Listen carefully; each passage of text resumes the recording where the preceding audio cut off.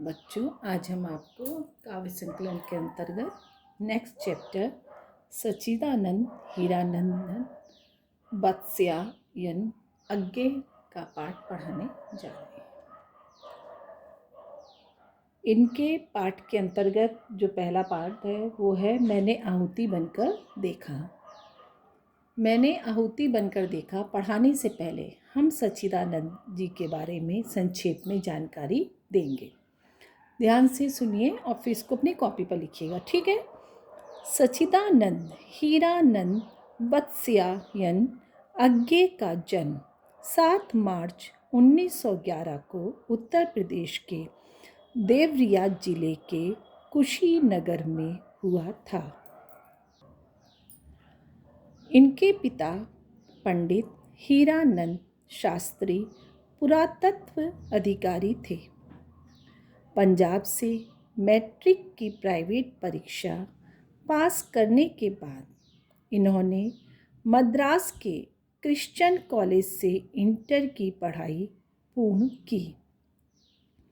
तत्पश्चात लाहौर के farm college से बीएससी की परीक्षा उत्तीर्ण कर इसी कॉलेज में एमए अंग्रेजी में प्रवेश लिया। इन्होंने स्वाध्याय से ही अंग्रेजी, हिंदी, फारसी, बंगला और संस्कृत साहित्य का गहन अध्ययन किया। स्वतंत्रता संग्राम व क्रांतिकारी गतिविधियों में शामिल रहने के कारण इन्हें 4 वर्षों तक कारावास में तथा 2 वर्षों तक नज़रबंद रखा गया। ज्ञानपीठ पुरस्कार से सम्मानित किया गया। अज्ञे उन रचनाकारों में से हैं जिन्होंने आधुनिक हिंदी साहित्य को एक नया आयाम, नया सम्मान तथा नया गौरव प्रदान किया। हिंदी साहित्य को आधुनिक बनाने का श्रेय अज्ञे को जाता है। हिंदी के इस महान विभूति का 4 अप्रैल 1987 को नई दिल्ली में देहावसान हो गया। कृतियाँ। अज्ञे की साहित्यिक रचनाओं का संसार अति विस्तृत है।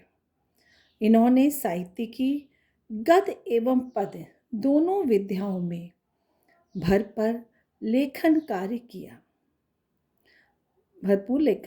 किया। इनकी रचनाओं में कविता का संग्रह, भगनत, चिंता, इतलियमल, हरी घास पर, क्षण भर, बाबरा अहिर, इंद्रधनुष, रौंदे हुए थे, आंगन के द्वार, कितनी नावों में कितनी बार, अरि ओ करुणा में प्रभा में।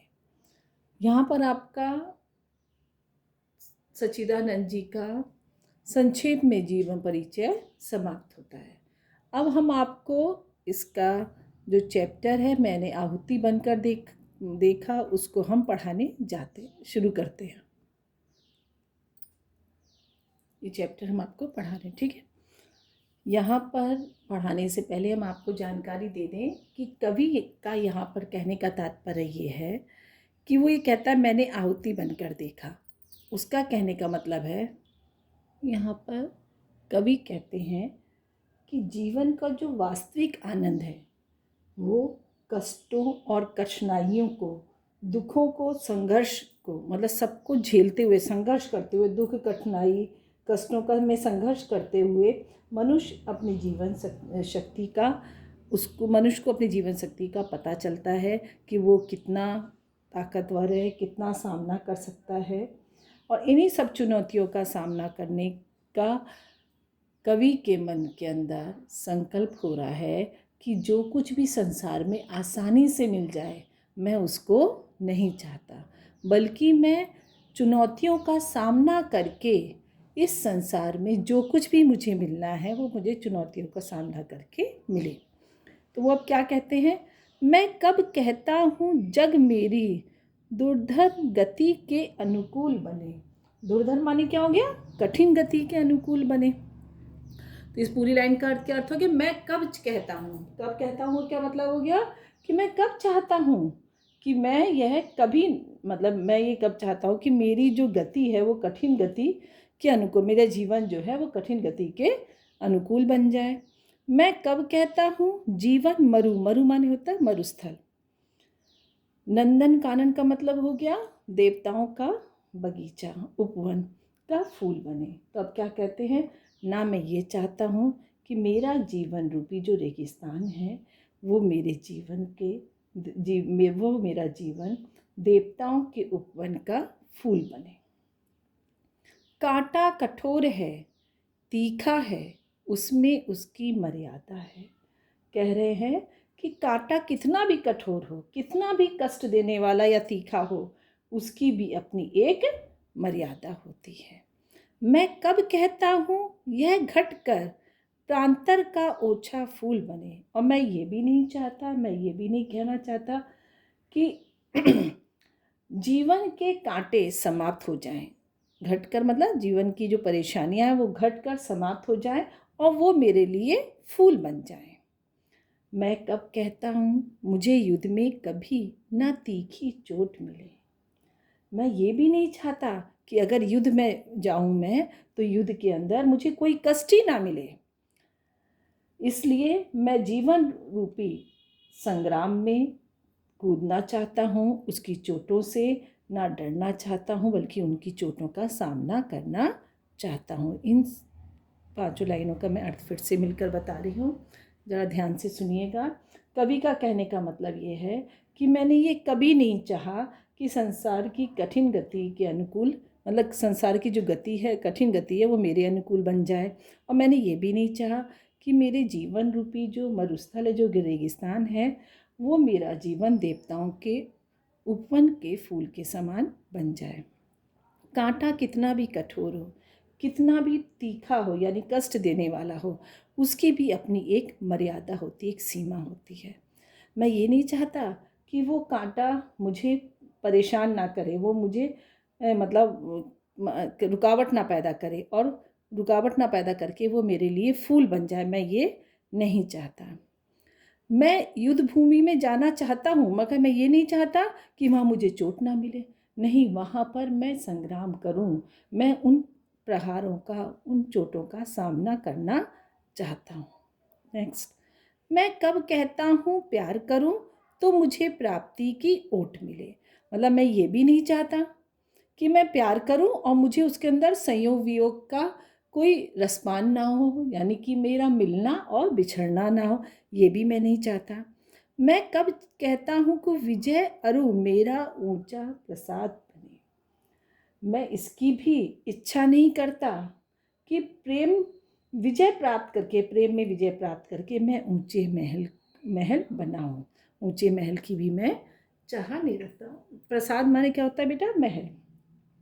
महल की भी चाह नहीं रखता। या पात्र जगत की श्रद्धा की मेरी धुंधली सी याद बने। पूरी लाइन का अर्थ है कि मैं श्रद्धा का पात्र बनूं, मतलब इस संसार में मैं श्रद्धा का पात्र बनूं, बल्कि मेरे अवगुण, मैं तो ये चाहता हूँ कि मेरे अवगुणों पर भी संसार की आलोचना करने का अधिकार रहे। मतलब संसार मेरी अवगुणों पर भी आलोचना कर सके, मैं तो ये चाहता हूँ। पथ मेरा रहे प्रसन्न, सदा क्यों विकल करे यह चाह मुझे। मैंने ये कभी नहीं चाहा कि मेरे जीवन रूपी पथ पर, पथ जो है सदैव जो है, हमेशा, सदा माने हमेशा, ठीक है, हमेशा प्रसन्न रहे, खुला रहे। क्यों विकल करे यह चाह मुझको, मतलब विकल माने विघ्न बाधाएं, मतलब कोई भी विघ्न बाधा ना आए, ये मैं नहीं चाहता। नेतृत्व का ना मेरा छिन जाए, क्यों इसकी हो परवाह मुझे। और मतलब मैं ये नहीं सोच रहा कि इस संसार का जो नेतृत्व मुझे करने को मिल रहा है वो मेरा छिन ना जाए। मैं ये नहीं, इसकी परवाह नहीं करता, बल्कि मैं नेतृत्व, मतलब मुझे जो ये नेतृत्व करने का अधिकार है, छिन ना जाए, इसकी मैं परवाह ना करते हुए मैं आगे बढ़ना चाहता हूँ। पूरे लाइन का मिलाप के अर्थ है, क्या कहते हैं कि मैं कब कहता हूँ प्यार करूँ। उन्होंने कहा कि मैं ये कब कहता हूँ मैं इसकी परवाह नहीं करता कि मैं प्रेम करूँ तो मुझे संयोग वियोग का सामना नहीं करना पड़े। मतलब मैं चाहता हूँ कि मुझे प्रेम में भी संयोग वियोग का सामना, मिलने विछड़ने का की परेशानियों का सामना करना पड़े, चुनौतियों का सामना करना पड़े। बल्कि वो उसकी चाह ये नहीं कि मैं श्रद्धा का, मतलब मैं ये नहीं चाहता कि जो मैं प्रेम के अंदर प्रेम करता रहूँ, चाहता रहूँ और उसके ऊपर मैं विजय रूपी अपने महल को भी बना लूँ। मैं ये नहीं चाहता कि श्रद्धा का पात्र बनूं, बल्कि मैं तो ये चाहता हूँ कि मेरे जो अवगुण हैं इस संसार में लोग उस अवगुणों की आलोचना भी करें, उस अवगुणों के बारे में बातें भी करें। मेरा हमेशा पथ जो है इस संसार में, मेरा हमेशा पथ जो है प्रशस्त रहे। मैं ये भी नहीं चाहता हूँ, बल्कि मैं तो ये चाहता हूँ कि जो भी विघ्न बाधाएं उस रास्ते में हैं, मैं उसका सामना, उसकी चुनौती को स्वीकार करूँ। मुझे इस बात का भी डर नहीं है कि इस संसार का नेतृत्व मुझे करना पड़े, बल्कि मैं तो ये चाहता हूँ कि मैं नेतृत्व करूँ। मुझे इस बात का डर नहीं कि मेरा मतलब संसार में जो मैं नेतृत्व कर रहा हूँ, जो मैं संसार की तरफ ध्यान दे रहा हूँ, वो मुझसे छीन लिया जाएगा, इसकी भी मुझे परवाह नहीं है। मैं प्रस्तुत हूँ, प्रस्तुत माने सामने, समक्ष हूँ, चाहे मेरी मिट्टी जनपद की धूल बने। वो कह रहे हैं मुझे जरा किसी भी चीज़ की परवाह नहीं है, चाहे मेरी मिट्टी जनपद की धूल धूल बन जाए, मैं फिर भी, मैं अगर मिट्टी के रास्ते की धूल बन जाऊंगा तो भी मैं सबके सामने उपस्थित होने को, प्रस्तुत होने को तैयार बैठा हूँ। फिर उस धूलि का कण कण भी मेरा गतिरोधक शूल बने। फिर कहते हैं कि उस धूल का प्रत्येक कण कण मेरी गति के में बाधक, रोधक माने बाधक बने, रुकावट बने। किंतु मुझे इन सब चीज़ों का बिल्कुल भी दुख नहीं है। अपने जीवन का रस देकर जिसको यत्नों से पाला। क्या कह रहे हैं कि मैंने जिसको अपने रत्नों, अपने जीवन का रस देकर जिसको यत्नों से पाला, यत्नों माने बड़े संभाल के मैंने पाला, क्या वह केवल अवसाद, मलिन झड़ते आंसू की माला। इन दोनों लाइन का मिला के अर्थ बताया जाएगा ना बेटा। यहाँ पे आंसू की बातें हो रही हैं, तो यहाँ पर कवि कह रहा है कि जो मैंने जीवन का रस देकर, मैंने अपने आँखों के आंसुओं को मैंने बड़े यत्न के साथ जीवन का अपना रस देकर इसको पाला है। ये मेरे आंसू अवसाद यानी कि निराश, दुख के मलिन झड़ते हुए आंसू के समान नहीं है, बल्कि ये मेरे आँखों से टपकते हुए आंसू रूपी मोती के समान है। पूरे पैराग्राफ का अर्थ है। यहाँ पर वो कहते हैं कि मेरी मिट्टी कह रहे हैं चाहे नगर की मिट्टी धूल बन जाए, किंतु मैं फिर भी उपस्थित होने को तैयार हूँ। उस धूल के प्रत्येक कण मेरे रास्ते में कितनी भी रुकावटें पैदा कर लें, कितनी भी बाधा प्रकट कर लें, किंतु मुझे इन सब का दुख नहीं है। मैं उन चुनौतियों का सामना करके आगे बढ़ता जाऊंगा, क्योंकि मैंने अपने आँखों में जो आंसू है उनको बड़े यत्न के साथ, बड़े कोशिश के साथ, बड़े प्रयत्न के साथ मैंने उनको अपना जीवन रूपी रस देकर उनको पाला है। ये मेरे आंसू निराशा के या दुख के, हताश के आंसू नहीं हैं, ये तो बल्कि मेरे आँखों से टपकते आंसू रूपी मोती के समान हैं। वे रोगी होंगे प्रेम जिन्हें अनुभव रस का कटु प्याला है। अब यहाँ पर क्या हो गया, अब यहाँ पर वो कहने लगे, अब यहाँ पर और लोगों को वो कहने लगे, मतलब कवि का कहने का मतलब कि वे सब रोगी हैं, वे सब एक बीमार मनुष्य के समान हैं जो प्रेम को एक कड़वे प्याले के समान समझते हैं। तो वो ये कहते हैं, उनका कहना है, कवि का कहना है कि वे लोग अस्वस्थ हैं, वे लोग बीमार हैं जो प्रेम की अनुभूतियों को, अनुभव रस माने अनुभूतियों के, उनके एहसास के रस को कटु प्याला, कड़वा प्याला समझते हैं। वे मुर्दे होंगे जिन्हें सम्मोहनकारी हाला है। और कहते वे लोग मुर्दे के भांति हैं, बल्कि निर्जीव हैं, जो ये कहते हैं कि प्रेम को मुग्ध कर देने वाली, प्रेम को मुग्ध कर देने वाली हाला माने मदिरा या शराब मानते हैं। मैंने विदग को जान लिया, अंतिम रहस्य पहचान लिया। कवि कहता है कि मैंने तो प्रेम में अपने आप को तपाकर, जलाकर वास्तविक उसके रहस्य को मैंने पता लगा लिया, पहचान लिया है। मैंने आहुति बनकर देखा, यह प्रेम यज्ञ की ज्वाला है। मतलब मैंने आहुति बनकर देखा कि यह प्रेम एक यज्ञ की ज्वाला है। मतलब प्रेम जो है यज्ञ रूपी कुंड की एक धड़कती हुई ज्वाला है, जिसमें मैंने अपने आप को आहुति बनकर उसमें अपने आप को डालकर पहचान लिया कि प्रेम क्या है। तो पूरे पैराग्राफ का अर्थ है, यहाँ पे कवि का कहने का मतलब ये है कि वे लोग अस्वस्थ हैं, वे लोग बीमार हैं जो प्रेम की अनुभूति को एक कड़वा प्याला समझते हैं। वे निर्जीव मनुष्य के समान हैं या वे मुर्दे हैं जो प्रेम को एक सम्मोहन करने वाली, मुग्ध करने वाली मदिरा के समान समझते हैं कि वो प्रेम करके मदिरा, मतलब एक प्रेम रूपी मदिरा पी लिया, उसको होशो हवास नहीं है। मतलब वो अगर ऐसा समझते हैं तो वे निर्जीव मनुष्य के समान हैं। मैंने तो इसको बहुत अच्छे से समझ लिया है, जान लिया और इसके वास्तविक रहस्य को पहचान लिया है। तभी तो मैंने इस प्रेम रूपी यज्ञ की ज्वाला में अपने आप को आहुति के तौर पर उसमें डाला है मैंने। ठीक है, अब नेक्स्ट पैराग्राफ। मैं कहता हूँ, मैं बढ़ता हूँ, मैं नभ चोटी चढ़ता हूँ। कवि का कहना ये कि मैं कहता हूँ, मतलब मैं जो संकल्प लेता हूँ, जो मैं कार्य करने के लिए कहता हूँ, उस कार्य के लिए मैं आगे बढ़ता हूँ और मैं नभ की चोटी, नभ माने आकाश की चोटी, अर्थात पहाड़ रूपी जो ऊंची चोटियाँ हैं उनकी भी चढ़ाई मैं पूरी करता हूँ। कुचला जाकर भी धूली सा, आंधी सा और उमड़ता हूँ। लोग मुझे कुचल देते हैं, मुझे समाप्त करने में लगे रहते हैं, फिर भी मैं आंधी के समान उमड़ता हुआ आगे बढ़ता हूँ। मेरा जीवन ललकार बने, असफलता ही असी धार बने।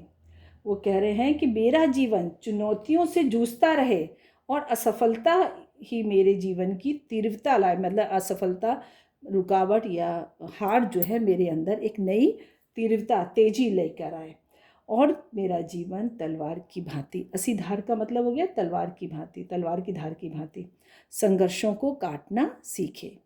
इस निर्मम रण में पग पग का रुकना ही मेरा वार बने।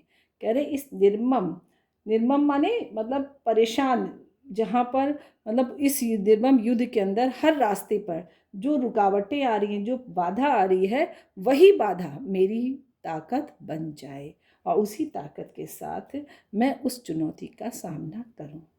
भव सारा तुझको है स्वा, सब कुछ तप कर अंगार बने। हे संसार, तेरे लिए मैंने अपना सब कुछ निछावर कर रहा हूँ। स्वा माने निछावर कर रहा हूँ, जिससे सब कुछ जलकर अंगार बन जाए, जिसमें तप कर तेरी पुकार सा दुर्नी वार मेरा यह नीरव प्यार बने। नीरव माने शब्द रहित। वो कह रहे हैं दुर्निवार माने जिसका निवारण ना हो सके, तो खैर निवारण मतलब जिसका कोई कारण निवारण ना हो। तो यहाँ पर कवि का कहने का मतलब है कि तब कर मैं मौन प्रेम जो तुमसे कर रहा हूँ उस पुकार की भांति और कठोर बन जाए। अब पूरे पैराग्राफ का अर्थ है, कवि का कहने का मतलब ये कि मैं जो संकल्प लेता हूँ, जो बात कहता हूँ, उसी बात पर मैं आगे बढ़ते हुए कठिन से कठिन आकाश रूपी चोटी अर्थात उस पहाड़ रूपी चोटी पर चढ़ता चला जाता हूँ। कोई मुझे धूल के समान कुचलता जाए, कोई मुझे मतलब मेरे व्यक्तित्व को धूल समझता रहे, फिर भी मैं बार बार आंधी की तरह उमड़ता हूँ और चढ़ता हूँ। मैं अपने जीवन को चुनौतियों से जूझता हुआ, मैं अपने मतलब हर चुनौती का सामना करते हुए असफलता भी प्राप्त होती है, उसके बाद भी उस असफलता से मैं और तीव्र गति के साथ असी धार के समान यानी कि तलवार की धार की भांति उस असफलता को काटते हुए आगे बढ़ता हूँ। और इस निर्मम युद्ध में हर पग पग पे जो मुझे चुनौतियों का, जो मुझे रुकावटों का सामना करना पड़ता है, वह मेरे लिए एक ऐसी ताकत बन जाती हैं जिससे मैं उसका सामना करते हुए आगे बढ़ता चला जाता हूँ। हे संसार, तेरे लिए मैंने अपना सब कुछ तुम पर निछावर कर दिया, जिससे सब कुछ जलकर अब अंगार बन जाए और जिसमें तब का मेरा मौन प्रेम भी तुम्हारी पुकार की भांति कठोर बन जाए। यहाँ पर हमारा ये चैप्टर समाप्त होता है। अब आपको इसका नेक्स्ट पार्ट उसका नाम है हिरोशिमा। वो हम आपको नेक्स्ट वीडियो में पढ़ाएंगे। ठीक है बेटा।